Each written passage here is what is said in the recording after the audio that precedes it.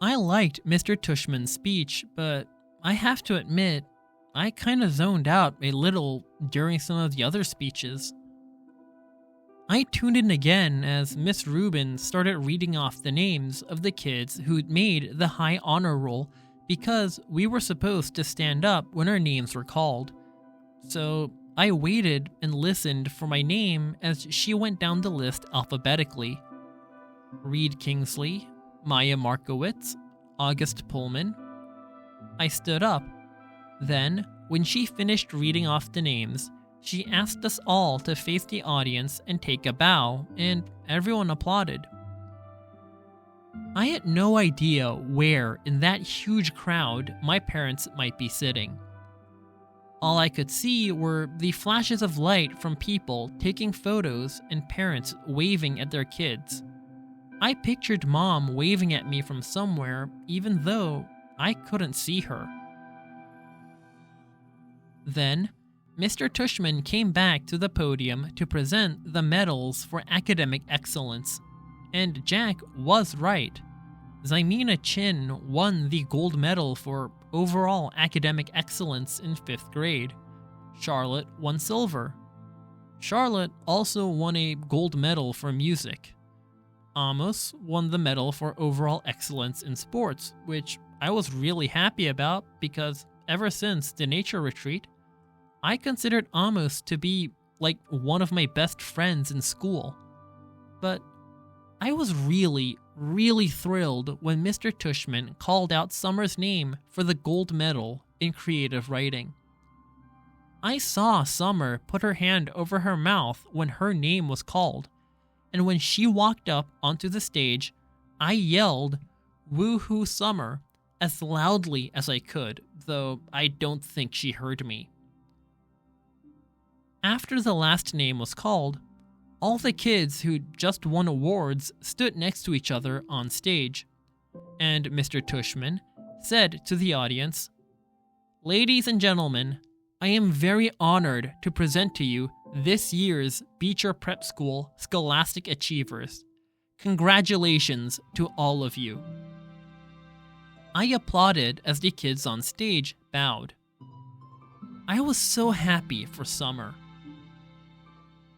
"The final award this morning," said Mr. Tushman after the kids on stage had returned to their seats, "is the Henry Ward Beecher Medal to honor students who have been notable or exemplary in certain areas throughout the school year.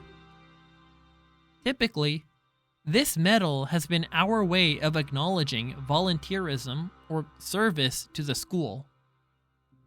I immediately figured Charlotte would get this medal because she organized the coat drive this year, so I kinda zoned out a bit again.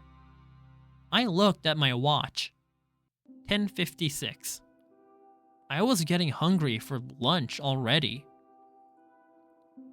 Henry Ward Beecher was, of course, the 19th century abolitionist and fiery sermonizer for human rights, after whom this school was named, Mr. Tushman was saying when I started paying attention again. While reading up on his life in preparation for this award, I came upon a passage that he wrote that seemed particularly consistent with the themes I touched on earlier. Themes I've been ruminating upon all year long. Not just the nature of kindness, but the nature of one's kindness, the power of one's friendship, the test of one's character, the strength of one's courage. And here, the weirdest thing happened. Mr. Tushman's voice cracked a bit, like he got all choked up.